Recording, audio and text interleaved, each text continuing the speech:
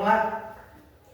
Diz ainda mais o Senhor: porquanto as filhas de Sião se exaltam e andam de pescoço erguido, e têm olhares impudentes, e quando andam, como que vão dançando e cascavelando com os pés.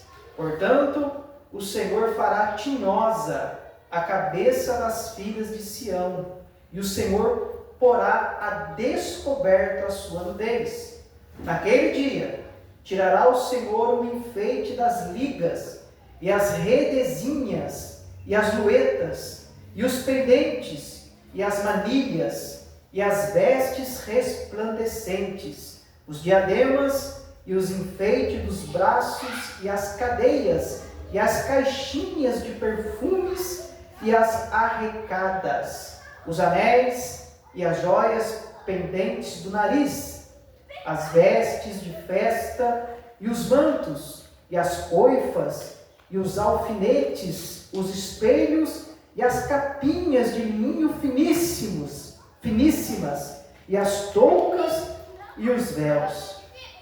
E será que em lugar de cheiro suave haverá fedor, e por cinto uma corda, e em lugar de encrespadura de cabelos, calvície, e em lugar de veste larga, cilício, e queimadura em lugar de formosura. Teus varões cairão à espada, teus valentes na peleja, e as portas da cidade gemerão, e se carpirão, e ela se assentará no chão desolada. Capítulo 4, verso 1. E 7 mulheres naquele dia lançarão mão de um homem, dizendo: nós comeremos do nosso pão e nos vestiremos de nossas vestes. Tão somente queremos que sejamos chamadas pelo teu nome. Tira o nosso opróbrio. Aqui o texto, uma lista aí comprida de itens e acessórios citados pelo profeta Isaías. Alguns nomes estranhos, alguns nomes a gente faz uma ideia do que seja, outros nós nunca ouvimos falar, né? Ou nunca lemos. Para quem já leu a Bíblia inteira, já se deparou com essas palavras aqui. Alguns dá para entender o sentido, outras o sentido não fica muito claro, mas o mais importante de tudo aqui não é saber o significado de cada palavra, mas o que elas representam dentro aqui da fala do profeta Isaías. Mas é importante nós ligarmos com aquilo que nós já estamos estudando no capítulo 3 para nós entrarmos aqui, para a gente não perder aqui o fio da meada, né, conforme dizemos, ok? Na sessão anterior, Deus ele havia anunciado o julgamento dos líderes de Jerusalém. Até agora, só os homens têm apanhado. Só os homens têm levado, né, as suas chicotadas. E é de fato mesmo, a responsabilidade pela queda é deles, dos líderes de Israel. Mas essa culpa também vai se estender para as mulheres. E quem culpa as mulheres não é os homens, é o próprio Deus, conforme está aqui no versículo 16. Quem fala através do profeta é o Senhor, é Deus falando.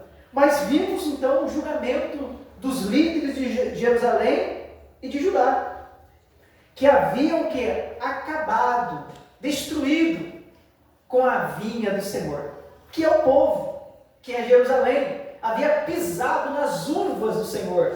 Aí eu faço menção dos pobres a quem eles exploravam. Tá? É a figura de linguagem que o profeta usa. Eles haviam oprimido e enganado os pobres a fim de explorá-los, extorquí-los, tirando até aquilo que eles não têm. Vimos isso no versículo 14 e no versículo de número 15. Juízo do Senhor contra os líderes de Jerusalém. E o papel do profeta agora era mostrar os pecados das mulheres de Jerusalém. Seu orgulho, sua vaidade, o profeta aqui deixa claro que serão transformados em vergonha.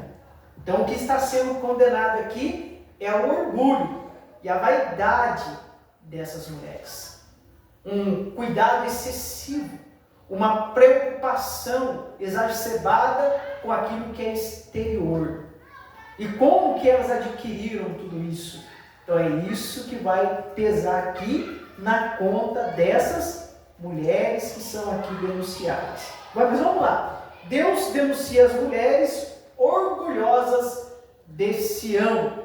Versículo 16. Diz ainda mais o Senhor: porquanto as filhas de Sião se exaltam e andam de pescoço erguido, têm olhares impudentes, e quando andam, como que vão dançando e cascavelando com os pés.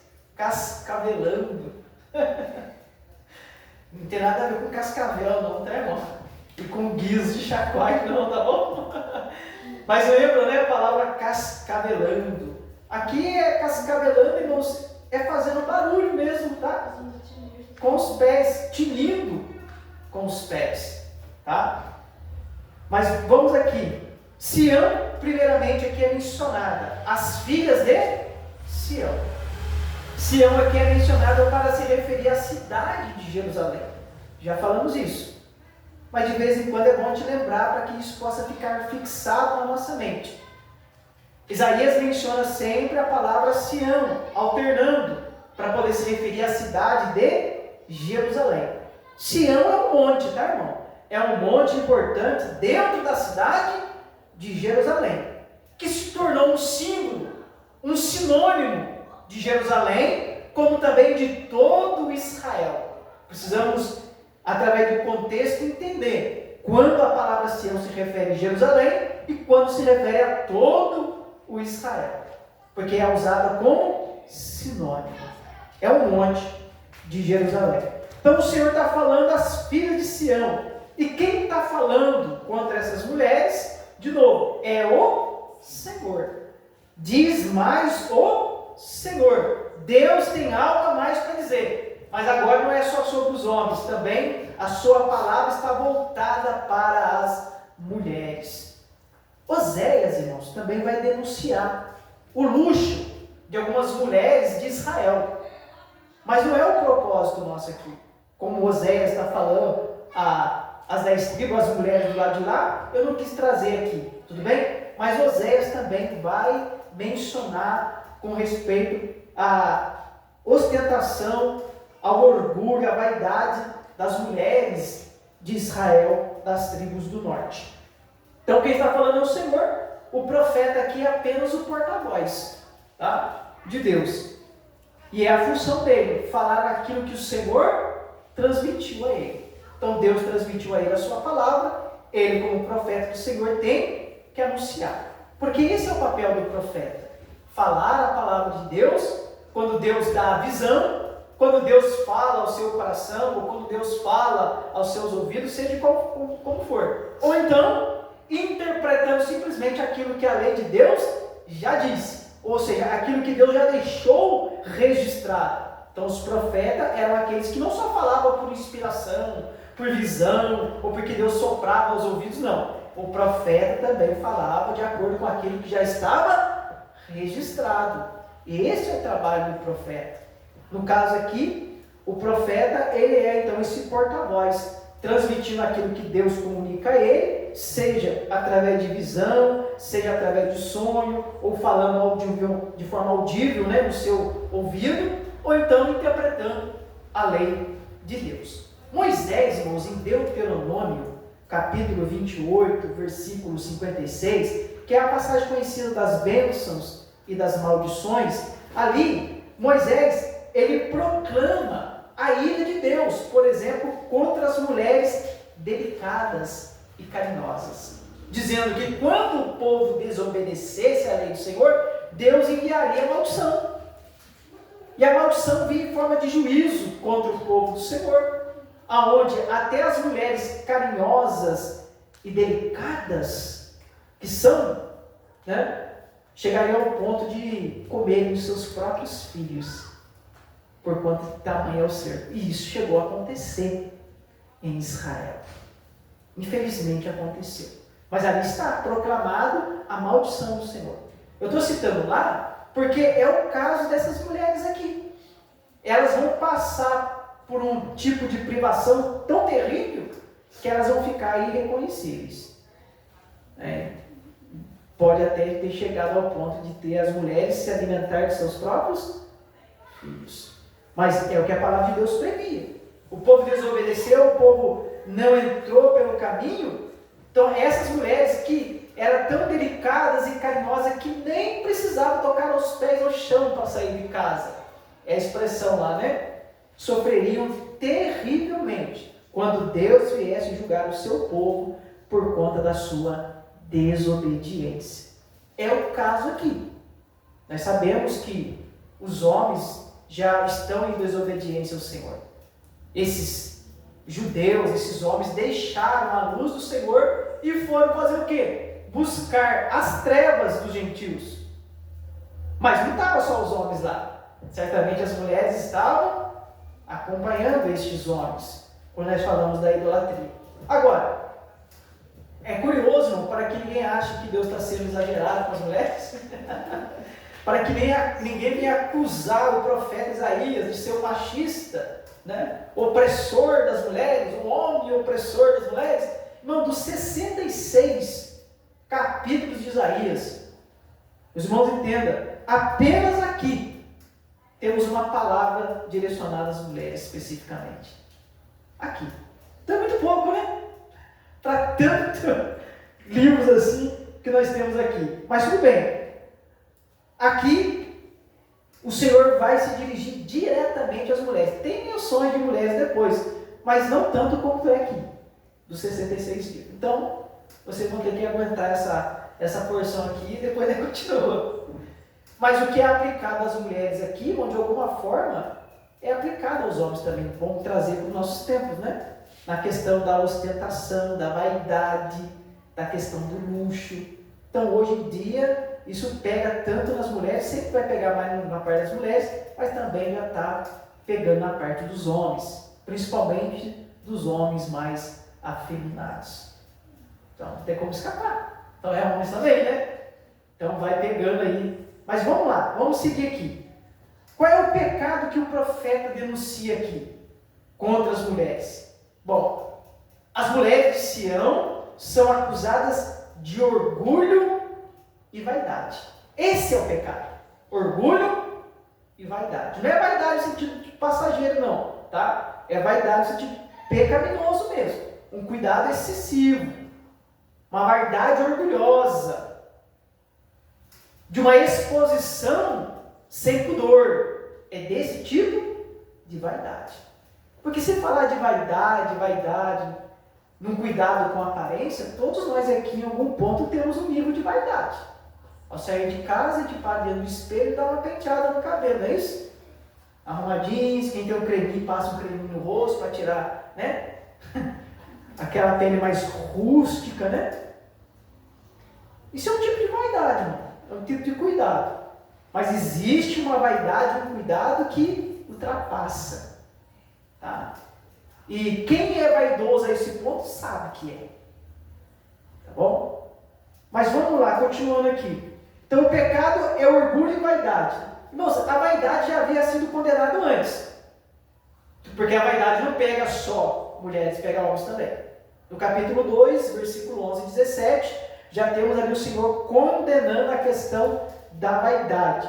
E o pecado mencionado aqui não está preso aos itens de luxo, tá? Acessórios de luxo aqui que as mulheres usavam. Alguns vão querer dizer que o pecado está nessas coisas aqui. Não, o pecado não está nessas coisas. O pecado está no coração das mulheres, na vaidade e no orgulho. Os irmãos entendem? Porque o Senhor não está dizendo que essas coisas em si são pecaminosas. Até porque a questão de uso de joias, de roupas de linho, etc., sempre fez parte, irmão, das mulheres de Israel. Sempre fez parte.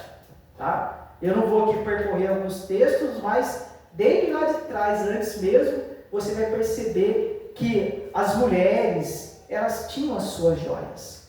Tá? E as usavam. Tá bom? Mas, então, o pecado não está exatamente nesses itens de luxo que elas usavam, mas na intenção com que elas usavam. Tá? Essas mulheres não se portavam com pudor. Essa é a questão. Faltava pudor nelas. Faltava a modéstia que a palavra de Deus prega. E o pudor, irmãos, e a modéstia, a Bíblia vai dizer que é o principal enfeite das mulheres santas e tementes a Deus. Agora, isso serve para o homem? Claro que serve para o homem. O homem também tem que se vestir com pudor e modéstia? Tem. Mas só vou mencionar os homens aqui e não vou voltar para as mulheres. Vem, irmão? Porque essa questão de pudor e modéstia, irmão, desde que o mundo é mundo, a gente sabe que aperta mais para o lado das mulheres. Não é verdade? Aperta mais para o lado das mulheres. Porque, querendo ou não, é da natureza humana, penso eu, com as suas exceções, que a mulher tende a mais a se cuidar do que o homem. Não é verdade? Talvez porque os homens querem exigir mais também, né? E por conta dessa exigência, as mulheres têm um maior cuidado. Mas eu percebo, irmãos, que é mais da natureza feminina este cuidado. O homem pouco se importa, né? A gente usa uma roupa hoje, deixaremos no domingo novo, né? Repete, né? Não liga, não é verdade? É a camisa usada, surrada, que mais nós gostamos de usar. Joga fora, não, eu gosto dela, não é assim? É da natureza dos homens. As mulheres não é assim, não é verdade? Tanto é quando se casa, usa vestido para o casamento uma vez só. O homem, terninho se deixar, ele usa sempre que eu tiver ocasião. Ou já tem aquele terninho que eu casei, não é verdade? Vou usar ele mesmo. Ela está servindo ainda. O homem usa. A mulher não. Então eu percebo, irmão, que é uma tendência mais feminina. Tá? Talvez por isso que a palavra de Deus talvez venha nesse tom aqui. Mas qual é o enfeite das mulheres que a Bíblia vai pregar? É o enfeite, não quer dizer que só tem que ser isso, não é? O principal enfeite das mulheres, a Bíblia vai pregar, que é o pudor, a modéstia e a honestidade. Com isso, eu só vou dar uma saidinha daqui para poder ler um texto onde menciona sobre isso, que é 1 Timóteo, capítulo de número 2, versículo 9 e versículo de número 10.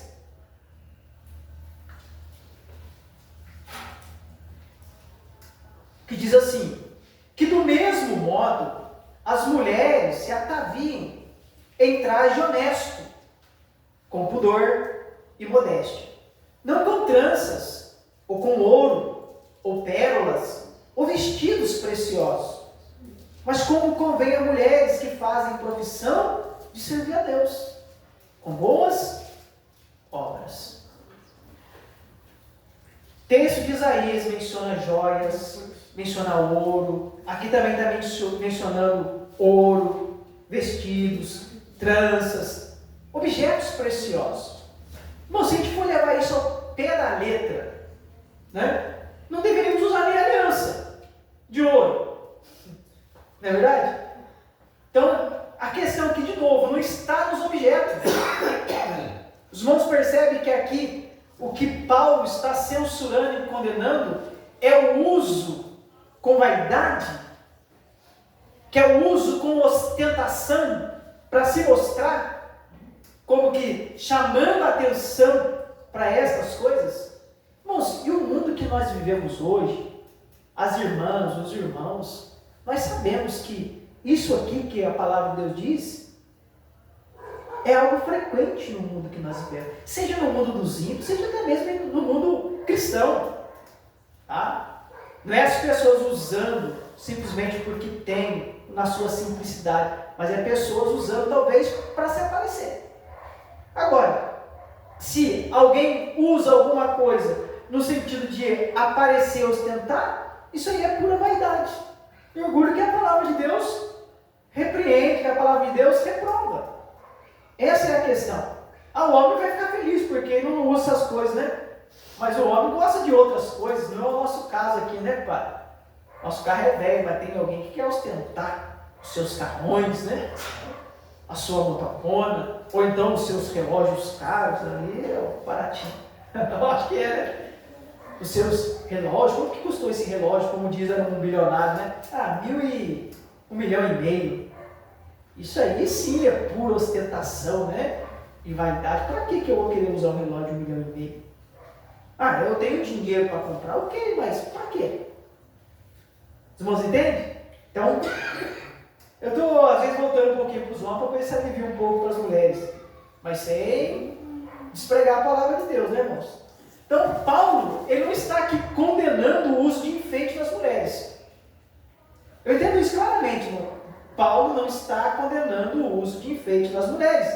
Mas que elas se vistam e se enfeitem de forma sensata. É isso. Vai usar? Faça isso de forma sensata. Com pudor. É isso que Paulo está dizendo. Não buscando chamar a atenção de propósito para si. Essa é a questão. O que essas mulheres faziam, tanto aqui em Isaías, quanto Paulo aqui mencionando o caso das mulheres, é as mulheres se vestindo de tal forma que queria atrair os holofotes para si. É como os desfiles de Hollywood, né? Onde os paparazzis ficam ali de plantão esperando para ver quem é que vai chegar com a última novidade da moda. Olha o vestido dela, como é bonito. E aquilo outro. Não é assim? Lá que se lança essas coisas. É disso que estão falando. Elas se vestem lá para poder aparecer mesmo. Chamar a atenção. Sair em todos os meios de comunicação. Ser falado. Essa é a intenção. Elas não se vestem lá, por exemplo, na sua modéstia, simplicidade. Não, elas querem ser vistas. Tá? Talvez chamaria mais atenção se fosse bem simples, né? Olha como é. Mas não é o caso. Os irmãos estão entendendo o que Paulo está condenando aqui? Está claro aqui para nós, irmão? É isso. Na mesma linha, o apóstolo Pedro, ele também vai exortar as mulheres quanto ao excesso do uso de adornos com tipos de penteados exagerados ou uso de joias e vestes caras. Aí, vamos para mais um texto aqui, que são os principais que mencionam sobre isso, tá bom? Que é 1 Pedro, capítulo 3. Vamos ler lá. 1 Pedro, capítulo 3.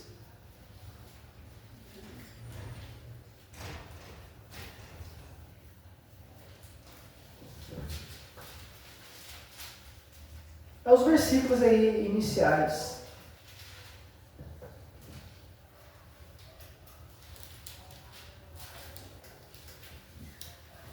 Eu vou ler só do verso primeiro, só para ficar contextualizado, tá bom? Mas o texto mesmo é o verso 3 ao 4. Diz assim: semelhantemente vós mulheres, sede sujeitas ao vosso próprio marido, para que também, se algum não obedece à palavra, ou seja, um descrente, tá? Pelo procedimento de sua mulher, seja ganho sem palavra. 2. Considerando a vossa vida casta, pura, santa, sem temor, em temor. O enfeite delas não seja o exterior, no frisado dos cabelos, no uso de joias, de ouro, na compostura de vestes, mas o homem encoberto no coração, no incorruptível, traje de um espírito manso e quieto, que é precioso diante de Deus. De novo, usar esses textos aqui, que são os textos principais que é usado para aqueles que criam uma doutrina de proibição aqui, como é o texto de Isaías, texto de Paulo a Timóteo e aqui de Pedro, para dizer que é pecado a utilização de qualquer adereço, né, como enfeite, como trança de cabelo, irmãos. Isso não é respeitar o texto na forma como ele foi colocado. Isso é simplesmente fazer uma aplicação, uma interpretação meio que forçada, né? Que o texto não está dizendo. Veja de novo, qualquer tipo, irmão, de ostentação nesse sentido é pecaminoso. Tá certo? Agora, existe a falsa modéstia que muitos apresentam, que também é pecaminoso. As pessoas elas tendem a ir por os extremos, né? Assim não pode ser assim, então vou andar bem fininho mesmo para mostrar que sou bem modesto e humilde. Não, também é errado, é pecaminoso. Os irmãos entendem? Então eu acredito que sobre isso não haja tanta dúvida assim. esclarecendo aqui as irmãs. Tem quem prefira não usar porque aprendeu, e tem quem usa de forma moderada, e está tudo certo. A Bíblia de maneira nenhuma vai dizer que o uso disso ou daquilo outro é pecado.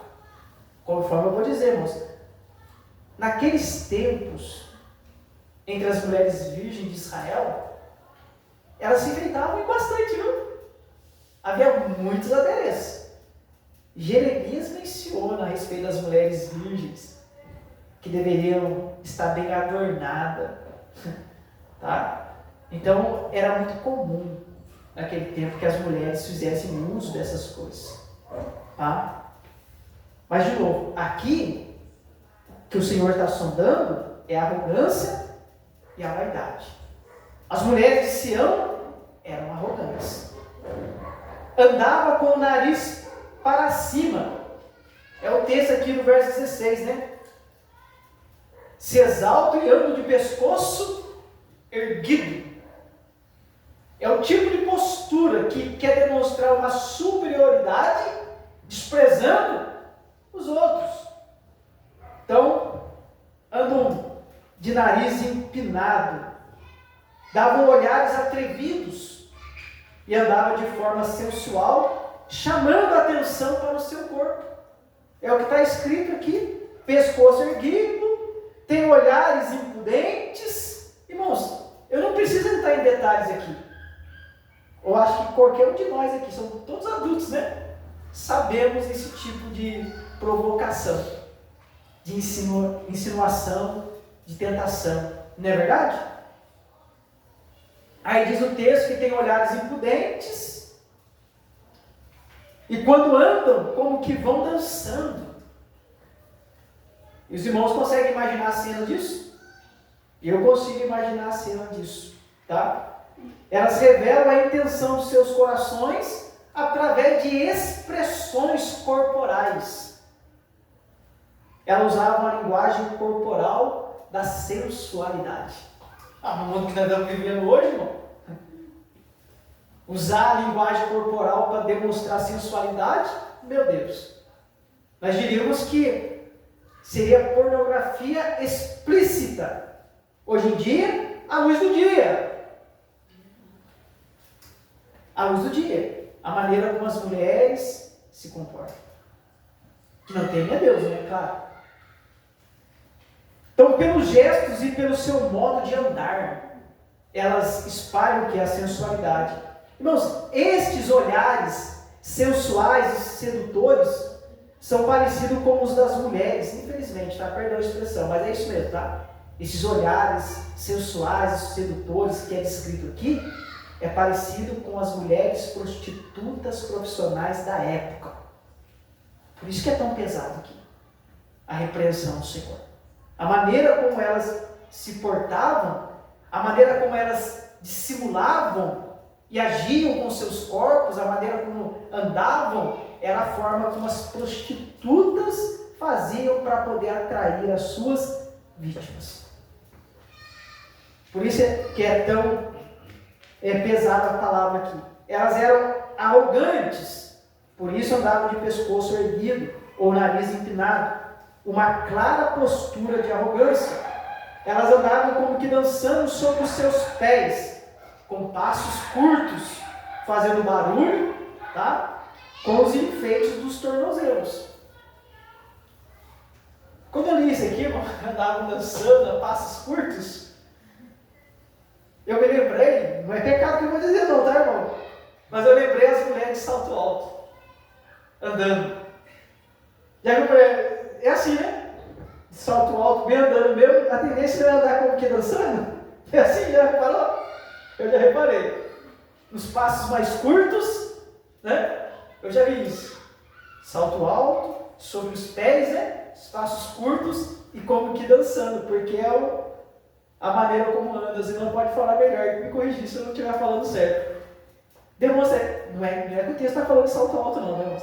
É uma referência que eu trouxe na minha mente, lendo o texto, imaginando. Era o andar dessas mulheres. Só para a gente ter uma referência atual, para a gente entender. Então essas mulheres não respeitavam seus maridos. não eram mulheres solteiras, eram mulheres até mesmo casadas, que não respeitavam seus maridos, ou seus maridos não, ou então os seus maridos é que gostavam de exibi-la para todo mundo. Tem essa também, né?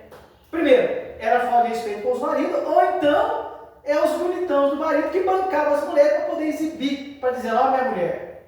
O que também acontece, tá? Nos dias de hoje. Mas isso acontecia lá. Então, essas não eram simples mulheres. Quem eram essas mulheres que o Senhor está denunciando? A simplesinha?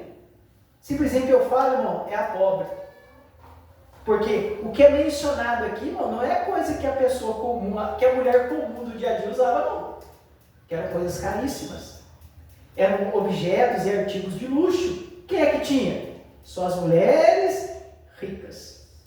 As da alta classe. Tá? Se achavam bonitonas, né? Não é assim que acontece. Hoje tem as mulheres que ostentam uma coisa de luxo, você fala, que coisa horrível.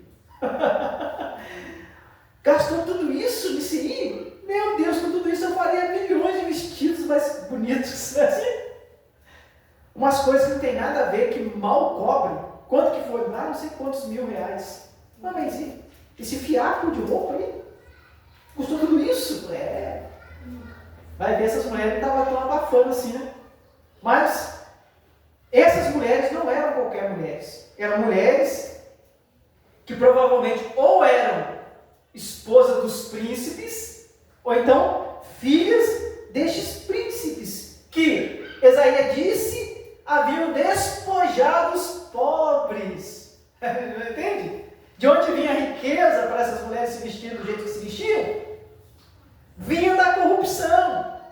Porque os príncipes, os líderes, estavam de mão dada com os ladrões, aceitando o suborno, espoliando os pobres, para poder alimentar o seu luxo de suas mulheres. Então não é de qualquer mulher que nós estamos falando aqui. Como acontece hoje, né? Entre a alta classe dos políticos, né? Gasta-se rios de dinheiro para poder manter o luxo de suas damas, não é assim? Acontece aí, olha a política dos políticos para você ver. O rio de dinheiro de quem? Do povo, que é pobre, né? Anda de jatinho, de avião. Então, a cena, o contexto hoje é diferente. Mas o pecado é o mesmo. Ostentação pura. Não é com dinheiro seu, é com dinheiro dos outros. As mulheres pobres não tinham condições de ostentarem todas essas riquezas. Então, o versículo 16 aqui, o Senhor denuncia este orgulho e vaidade. Agora, as punições é anunciada por causa desses pecados. O que vai acontecer? Olha o versículo 17 e 18. Portanto, o Senhor fará tinhosa a cabeça das filhas de Sião, e o Senhor porá a descoberto a sua nudez. Naquele dia, tirará o Senhor o enfeite das ligas e as redezinhas e as luetas. Irmão, o que é as redezinhas, luetas? Irmão, tanta coisa que é difícil de dizer para os irmãos, viu? Aí eu penso em colares, tá? Em torno do pescoço. Mas vamos procurar entender que o juízo de Deus faria com que essas orgulhosas mulheres tivessem, irmãos, imagine, as suas cabeças raspadas e ficassem carecas. Porque o texto está dizendo que o Senhor vai fazer o que? Descoberto a cabeça dessas mulheres.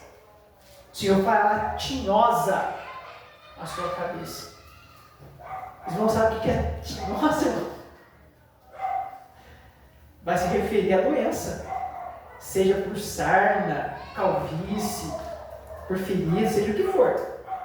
Mas tinhosa aqui faz referência a isso aqui, tá? A palavra hebraica aqui traduzida por tinhosa se refere à doença do couro cabeludo. É doença, tá? Então, elas poderiam ter suas cabeças raspadas por motivo de doença, sarna. Se eu tento coçar por calvície, né? É uma doença, né? Ou então elas poderiam ter a sua cabeça raspada quando fossem levadas cativas também. É uma forma de envergonhar, de punir. Não é verdade? De vez em quando você, de vez em quando, eu acho que os irmãos não, né? Mas quem já não viu reportagem aí de mulheres do tráfico que foram punidas pelos homens do tráfico? O que eles fazem com as mulheres? Raspam as suas. Até hoje isso é usado como motivo de envergonhar. É ou não é? Até hoje isso é utilizado. Mas aqui está. As mulheres tendo as suas cabeças raspadas é motivo de vergonha. De vergonha para elas. Então, as suas cabeças também poderiam ser raspadas quando fosse levada para o cativeiro. Seus bens furtados quando a cidade fosse invadida. Mas eu acredito aqui que a palavra tinose esteja mais relacionada à questão de doença do couro cabeludo mesmo. Tá? Pode ser que venha assim, mas a palavra tinose aqui tem referência a isso aqui. Tá? Que também pode ser traduzida por calvície. Então essas mulheres serão atingidas com doenças que resultará na queda de seus longos cabelos. Elas não seriam mais atraentes e desejáveis. Irmãos, e como eu disse, privar naquele tempo uma mulher judia de seus cabelos, irmãos, é retirar a sua glória. Porque a glória da mulher está nos seus cabelos. Não sou eu que falo, isso é a Bíblia que fala. Com algumas exceções, a beleza da mulher está nos seus cabelos mesmo, não é verdade? Isso é um cuidado. Pelo menos sempre foi assim. Tá? Então isso seria tirado delas. Essas mulheres eram apegadas a seus enfeites e muito orgulhosas deles. Mas Deus irá despê-la de tais enfeites. Porque o coração dela estava nessas coisas. Preso, ficcionado nessas coisas. Então o Senhor vai tirar aquilo de que elas mais gostam. Como forma de juízo para a sua vaidade e para o seu orgulho. Então naquele dia, tirará o Senhor o enfeite das ligas e as redezinhas e as luetas. Ou seja, os enfeites que ela usava nos tornozelos, na cabeça e os colares, né, em torno do pescoço, seriam saqueados e levados para o cativeiro. É isso. Ostentavam tudo aquilo. Hoje nós somos mulheres, homens também, né, irmão? Andam com umas correntes que cheias dessa grossura assim, né? Faz que anda arcado, de tanta corrente pendurada no pescoço, né? É moda, eles acham que é moda. É ostentação, né? Quanto mais tem, quanto mais grossa, né? É muito comum você ver isso no meio dos funkeiros, né? Dos funkeiros que usam aquilo lá para ostentar, né? Para mostrar que pode, que tem dinheiro. E essas coisas. Mas no caso aqui, das mulheres, se refere a exatamente isso. Isso nos faz, irmãos, recordar um pouco, quando eu li isso aqui, as palavras de Jesus, porque se refere a mulheres ricas, que de uma certa forma se vangloriavam, ficavam felizes com esse tipo de comportamento. Mas eu lembro da interpretação de Lucas, no Sermão da Montanha, que ele dá lá em Lucas capítulo 6, que nós vamos entrar depois, né? As irmãs aqui que nós não chegamos a entrar na segunda-feira passada. Mas lá em Lucas capítulo 6, ele diz assim: ai de vós ricos, porque já tendes a vossa consolação. Ai de vós os que estáis fartos, porque tereis fome. Ai de vós os que agora rides, porque vos lamentareis e chorareis. Lucas capítulo 6, verso 24 e 25. Isso se aplica aqui para as mulheres que viviam no luxo, na ostentação, mas o profeta vai chegar um tempo que vocês nem cabelo mais vão ter para pentear. Nem cabelo mais vão ter para poder fazer as suas tranças. Quem sabe com seus fios de ouro. Isso é um caso lá de Pedro lá, né? Não vão ter mais, porque eu vou tirar isso de vocês. Juízo do Senhor. Tá? Então o profeta, ao mencionar os enfeites dessas mulheres, revela o cuidado excessivo que ela tinha com essas coisas. Não se condena aqui o uso de enfeites. Tá? Elas podiam ser usadas, desde que fosse de uma maneira lícita, né? E moderada. Agora eu pergunto, será que todos esses adornos que elas compravam foi com dinheiro lícito? Não foi. Aí que está a questão. Não foram com dinheiro lícito, não. Tá? era fruto da corrupção. E aqui, irmãos, de novo, ostentação orgulhosa. Por esse motivo, elas seriam privadas então de possuí-las, esses adornos. Então os irmãos podem ficar tranquilos, que não é condenável o uso disso aqui. Tá joia?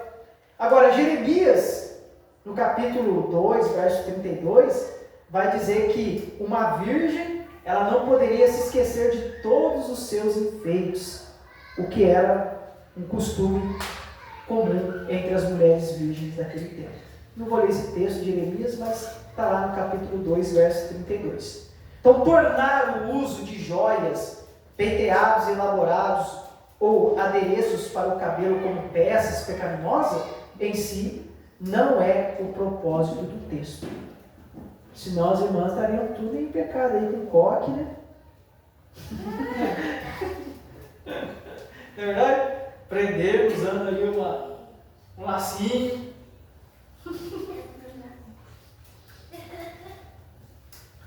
Mas não é disso, irmãos, que a palavra condena, tá? Então, eu falo isso porque se o texto condenasse isso, eu falaria. Mas não está condenando em si o uso dessas coisas. E por muito tempo, a igreja fez doutrina em cima disso, né? Mas, graças a Deus, isso já está mudando já. O profeta continua a listar. Irmãos, a lista aqui é grande, né? Outros itens do vestuário feminino. Meu Deus! É por isso então que as mulheres demoram mais quando vai sair? Com algumas exceções, né? Às vezes é o homem que demora mais, né? Porque eu acho que é muita dor, né? Muita coisa. Talvez seja por isso, né? Não sei. Mas olha aqui, versículo 19 a 23. Olha quanta coisa. E os pendentes, e as mantilhas, e as vestes resplandecentes. Não sei o que é isso, mano. Vestes resplandecentes, né? Com certeza não era vestido com pisca-pisca, não. Ou verde fluorescente, né? Enxerga até no escuro.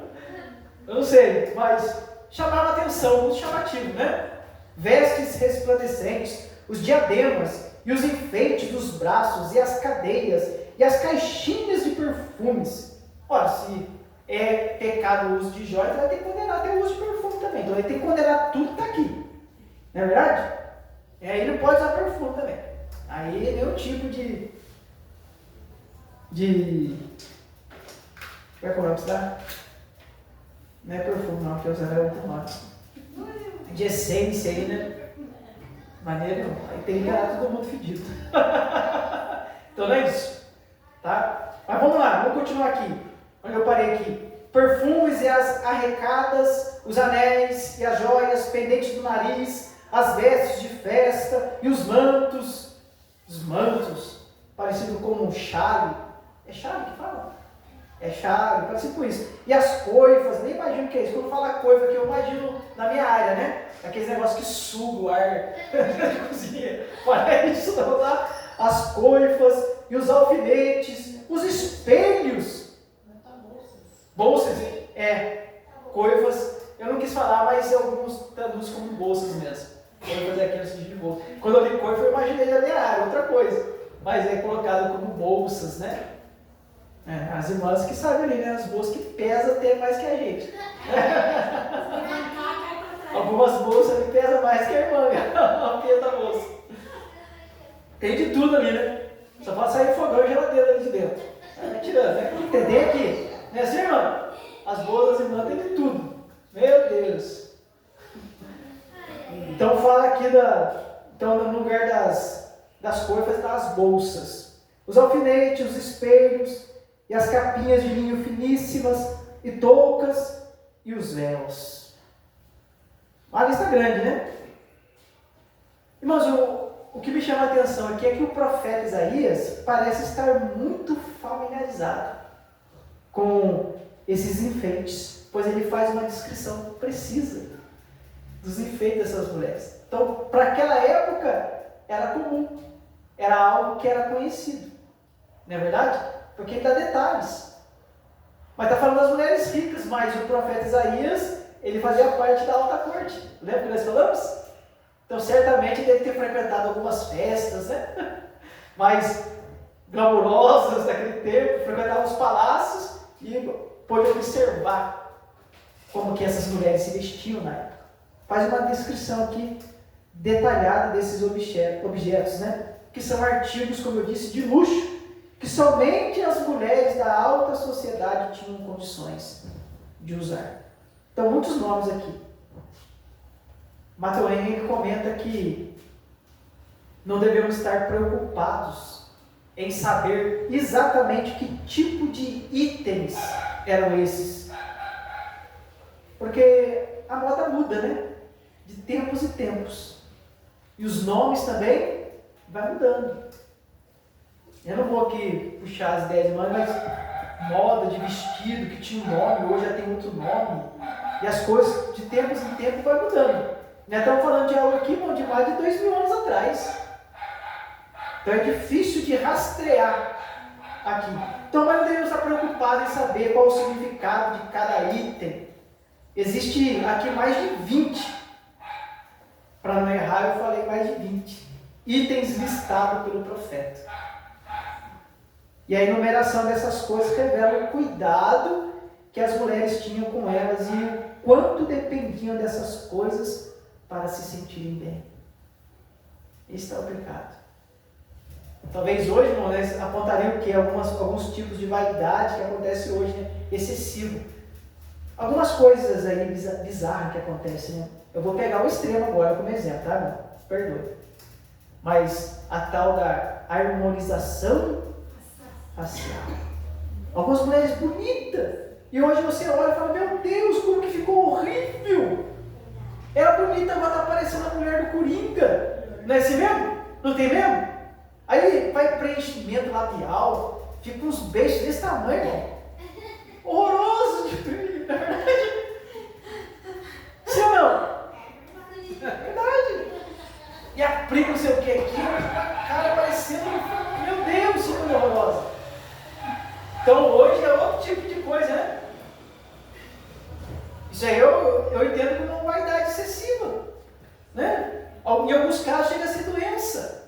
Não é verdade? Chega a ser doença, irmão. Esse tipo de coisa. Mas é só as mulheres? Não, os homens também. Meu Deus do céu, não vou nem mencionar o nome do cantor sertanejo ali. Horroroso, irmão. Já não era bonito antes. Agora ficou meio feio ainda. Não vou falar que as pessoas são feias, né? São diferentes. Eu já era um pouco diferente antes. Agora ficou mais diferente. Eu não vou mencionar, não vou citar o nome dele não, mas os irmãos sabem quantas pessoas. Alguns ficou legal, parece que ficou melhorzinho, mas cada coisa feia. A maioria ficou ruim, os irmãos podem testificar aí, né? Então, o tempo que eu estou vivendo é outro. É o tempo da harmonização facial, e botox, e não sei o que, preenchimento labial, e que lá mais. Lente do quê? Lente de contato no dente. Ô pastor, agora é mais as tatuagens também que aparecem. Também, verdade, é uma verdade, mencionamos aí também. No corpo inteiro, né? Até no rosto. Nossa, Porque, irmãos, aí o que é mais triste ainda, irmãos, vou deixar uma coisa bem clara aqui para os irmãos. A Bíblia não condena a tatuagem em lugar nenhum. Bem claro para os irmãos. Não condena. eu já falei primeiramente. Agora, irmãos, para nós, no tempo que nós vivemos hoje, a tatuagem está associada à arte? Isso quer dizer que é, né? Para poder defender. Não, mas está relacionado a coisas ruins. Não é verdade? Quando você pega uma pessoa toda tatuada na rua, a pessoa pode ser uma pessoa bacana, irmão, honesta, nunca teve problema com polícia, com nada. Mas logo vem na sua mente, deve ser um delinquente. Estou falando delinquente, não. Deve ser alguém associado ao tráfico, ao crime. Não imagina isso? Mas às vezes não é. A pessoa tem gente boa, mas não é. Mas a imagem está associada a esse tipo de coisa. Esse é o problema. Mas sabe o que é mais ruim ainda, irmão? É a igreja colocar um tatuador no cima do púlpito dela e dizer para os irmãos tatuarem. Ah, mas isso não acontece. Não, o que não acontece? Você está atrasado já. Isso acontece, tá, irmão? Ele prega lá que defende que não é pecado e os irmãos podem fazer. E fazem. Aí já é parte para um absurdo, irmão.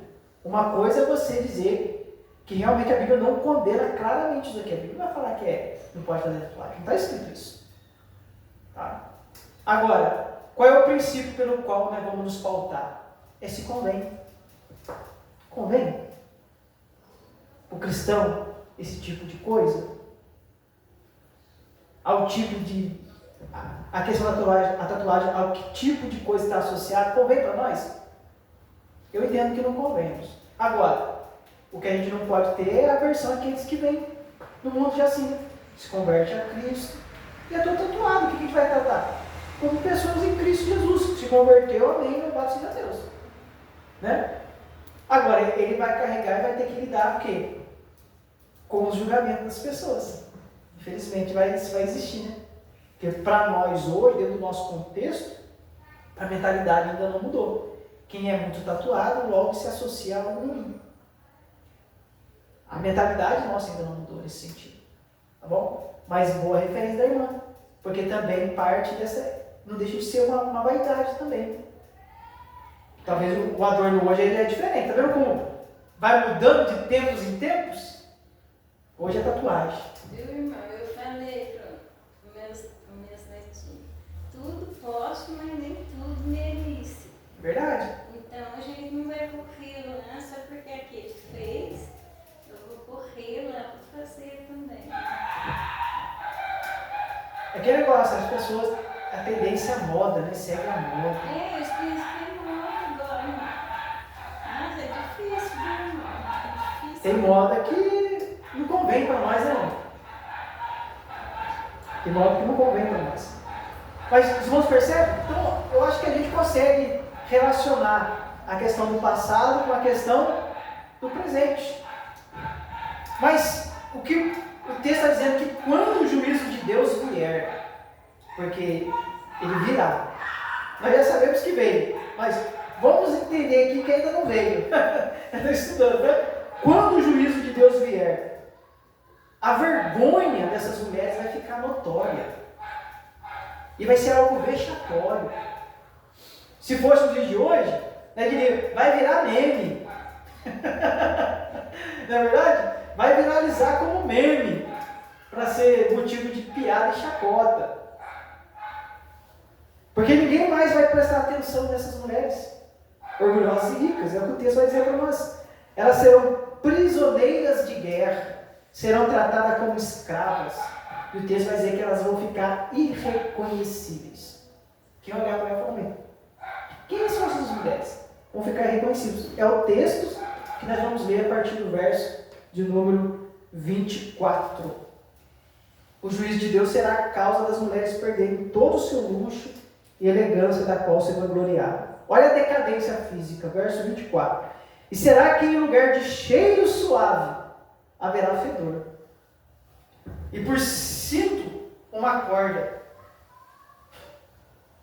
E em lugar de encrespadura de cabelos, calvície. E em lugar de veste larga, cilício. E queimadura em lugar de formosura. Ou seja, irmão, as mulheres vão perder, elas não vão perder apenas os seus itens de luxo, mas a beleza dos seus corpos também. Elas vão perder, com as quais se enfeitavam. Não é verdade? Infelizmente, de novo, né, fazendo um paralelo com os dias de hoje, em busca do corpo perfeito, algumas mulheres perderam a vida. Novas, não é verdade? Quantos nós não vimos aí notícia de fazer uma cirurgia, de fazer um negócio, em busca do corpo perfeito? Pronto. Mas perdeu a vida. E aquelas que não perderam, tem pessoas que ficou com sequelas, ficou com um corpo horrível de feio. Nossa, né? Não é assim? Então, irmãos, olha, é o tempo que estamos vivendo hoje.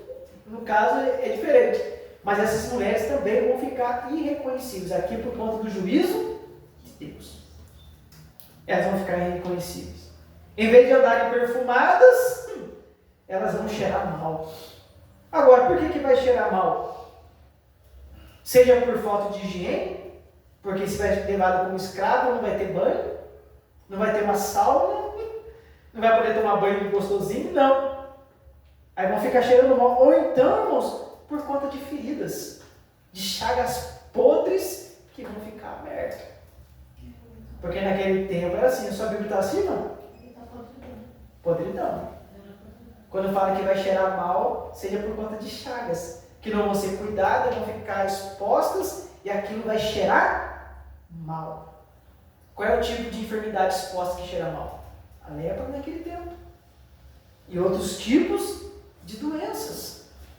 Então não vão estar perfumados. Olha o juízo do Senhor, como que elas vão ficar. Então, em vez de cintos finos, caríssimos, usarão cordas em redor delas, como escravo mais pobre. Não usarão mais penteados bonitos, pois ficarão carecas, calvície. Não usarão mais roupas finas e caras, mas roupas feitas de saco, cobertas de silício. Ou seja, a beleza delas vai virar uma figura de dar pena, infelizmente. É o que o texto está dizendo. Ou seja, elas serão desfiguradas pela queimadura. O que é isso? Desfigurada pela queimadura?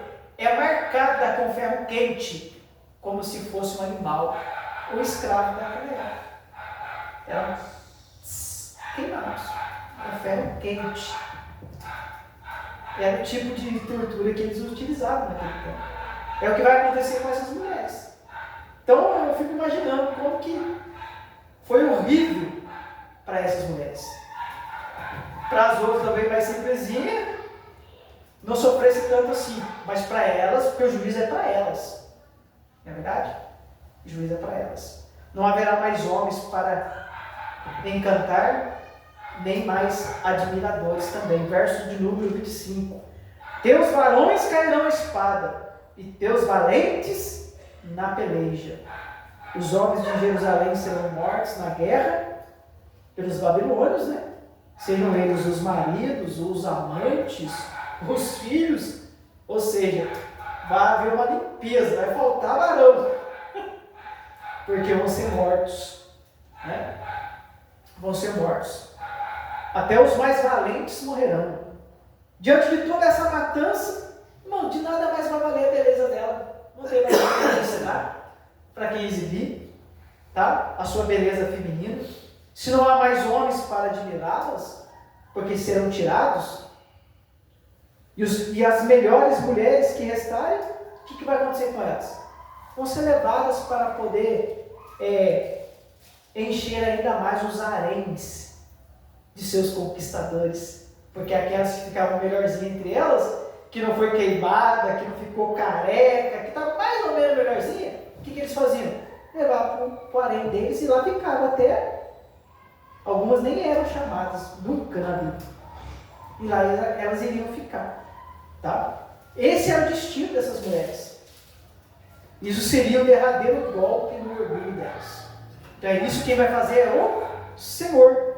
Haverá lamentações nas portas de Jerusalém, que é o verso de número 26, e as portas da cidade gemerão. Pergunta, irmã Sandra, porta geme? A de casa está gemendo, quando abre, eu ponho uma linha melhor. Geme está achando sentido, né, Modete?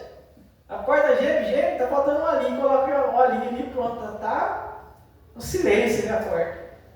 Mas quando falta óleo, né, aí geme. Não está falando de porta, né, irmão? Com certeza está falando de porta. Quando a cidade for devastada, se tornará numa cidade fantasma. Tá? Vazia e varrida. E os que restarem do povo se assentará no chão desconsolado. Então as portas da cidade gemerão. É uma figura de linguagem, né? Os habitantes da cidade ficarão de luto. Está falando dos habitantes da cidade. As poucas mulheres sobreviventes seriam encontradas ali, lamentando e chorando. Porque não tem nome. Morreram os teus varões foram mortos. Caíram a espada. Aí, irmãos, é desespero total. Como o juízo afetou essas mulheres. Aí o capítulo 4, verso 1. E 7 mulheres naquele dia lançarão mão de um homem, dizendo: nós comeremos do nosso pão e nos vestiremos de nossas vestes. Tão somente queremos que sejamos chamados pelo teu nome. Tira o nosso opróbrio. Ô louco, o negócio tá feio, né? 7 mulheres vai querer agarrar o homem. Na falta de homem, ainda tem que dar sorte que esse homem ainda tem que ser homem mesmo, né? Porque se for afeminado, aí pior. Não, eu acho que é só para ele dar nome para ela. Não, o objetivo é isso mesmo. Né? Que ela não vai querer nada, que ela vai comer o pão dela mesmo. Aqui a ideia de ter um nome é a ideia de segurança, né? É, para ter segurança. Mas tudo isso aqui não é verdadeiro. Não é verdadeiro em que sentido? O que elas estão dizendo, será que elas podem cumprir? Nós comeremos do nosso pão e vestiremos das nossas vestes? Se a terra arrasada, será que vai encontrar homem que queira sustentar e bancar 7 mulheres? No tempo de escassez e privação? Talvez no tempo de bonança ele queira, mas no tempo de escassez e provação. Então o texto está falando aqui, irmãos, mas vamos observar aqui o texto com cuidado. Agora, irmãos, atente o seguinte. A situação está tão preta, irmão, tão feia mesmo, que não ter marido e filhos para uma mulher judia era algo humilhante. Já vimos exemplo lá atrás, né? Exemplo lá atrás. Humilhante era para quem? Para Lia, né? Tanto é que Labão joga ela na frente, ninguém escolhia Lia, né? Jacó escolheu Raquel, foi isso? Foi isso mesmo, irmão. Mas o Labão lá deu um jeitinho de jogar a Lia na frente, que senão esse aqui vai ficar para trás. Pronto, empurrar a mais velha. Porque, irmão, ficar sem marido naquele tempo era algo vergonhoso. E não tem filho, meu Deus, era uma tortura para as mulheres naquele tempo. E o texto aqui está dizendo exatamente que essas mulheres vão ficar sem marido. Tantos homens seriam mortos que haveria uma escassez de homem na terra. Na falta de homem, 7 mulheres agarrarão um homem, diz o texto. O que é um exagero, tá? E dirão: pagaremos pela nossa comida e pela nossa roupa. Apenas deixe-nos dizer que você é nosso marido. O nome, como a irmã falou, né? Para quê? Para que nós fiquemos livres da vergonha de sermos mulheres solteiras. Alguns hoje eu estou feliz, é meu orgulho. Naquele tempo não. Era vergonhoso ficar solteira. Então, estou querendo um nome só. Então o desespero era tão grande que as mulheres estariam dispostas a entrar num acordo umas com as outras para dividir um único homem. Tamanho normal, tá? E o difícil, como eu disse, seria encontrar um homem disposto a assumir 7 mulheres, né? Seria difícil. Em tempo de escassez, extrema pobreza, quem é que vai conseguir bancar? Com certeza os homens não estariam em condições nem de bancar a si mesmo. Quem dirá bancar outras mulheres. Mas se forem assim, mulheres já abastadas, que de alguma forma fez uma economia, escondeu o dinheiro ali, talvez tivesse uma reserva, né? Então pudesse dizer: nós vamos comer do nosso pão. Porque era trabalho do homem prover essas coisas lá. Nós vamos vestir das nossas vestes. Mas o que eu vejo nisso aqui, irmãos? Eu vejo o não arrependimento dessas mulheres, infelizmente. É uma pena que, apesar do juízo divino, essas mulheres não estejam dispostas a se arrependerem, pois continuam orgulhosas e vaidosas, independentes. Aqui. É para se arrepender. Tudo o que elas querem é continuar vivendo as suas vidas, né? Desde que tenham um marido para poder chamar de seu. Mas nós queremos comer do nosso pão. Nós vamos prover para nós mesmos. O fato de estarem casadas com um homem não vai lhes garantir que elas terão proteção. Porque essa é a ideia, de não estarem sozinhas e ter um marido para poder fornecer o que é ela? Proteção. Mas isso não é garantia de que elas serão protegidas. Por quê? Porque esse juízo vem de Deus. Não adianta, pode casar com o homem mais valente. Os valentes serão mortos. Os varões serão tirados. Então não importa, pode casar com quem você quiser. O juízo de Deus não tem como escapar. Por isso que eu vejo aqui a falta de arrependimento dessas mulheres. Eu vejo ainda um orgulho nelas. Porque o que elas deveriam fazer? Se arrepender e voltar para o Senhor. O único caminho viável para elas era o caminho do arrependimento e da humilhação. Era preferível elas estarem unidas a Deus ao invés de homens. Mas ela quer estar unidas a homens para poder garantir a elas proteção. Meu Deus, não entenderam nada. O profeta anunciando o juízo como que vai ser. Ao invés de se arrepender, já que assim, então, agora eu estou viúva ou estou solteira, vou me dedicar ao Senhor. Não é isso que a Bíblia fala? Que as mulheres viúvas e as solteiras dedicam-se às coisas do Senhor, em como há de agradar ao Senhor. De novo, irmão. É claro que as viúvas podem casar se assim quiserem, e as solteiras também, não é verdade? Mas que o Paulo está dizendo que, estando nessa condição, dedique-se a servir a Deus, porque depois que casar, aí não vai poder se dedicar totalmente, integralmente ao Senhor, mas terá responsabilidades com o seu marido. E o marido com as suas esposas. É isso que ela deveria optar neste momento. Como agora mulheres viúvas ou solteiras preferem ficar ao lado do Senhor. Mas não. Lançarão mão de um homem, dizendo só queremos a sua assinatura, o seu nome, mas nós vamos providenciar para nós o nosso próprio mantimento. Bom, de novo, eu vejo um exagero aqui. Porque em terra arrasada, irmão, quem é que vai ter para si?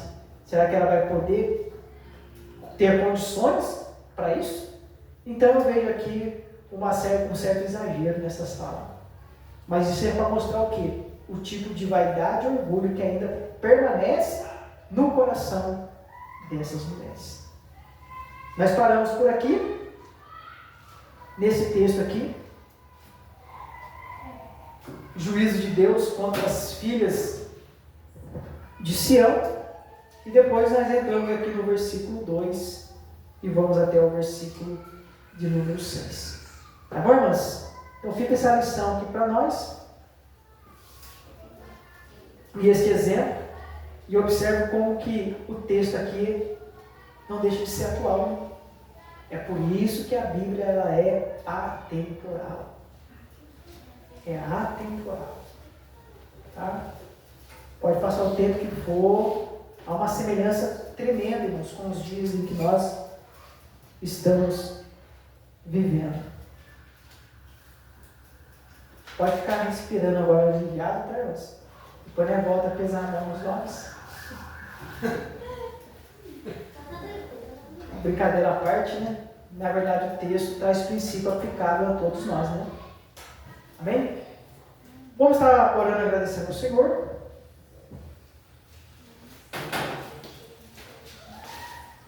Encerrar aqui.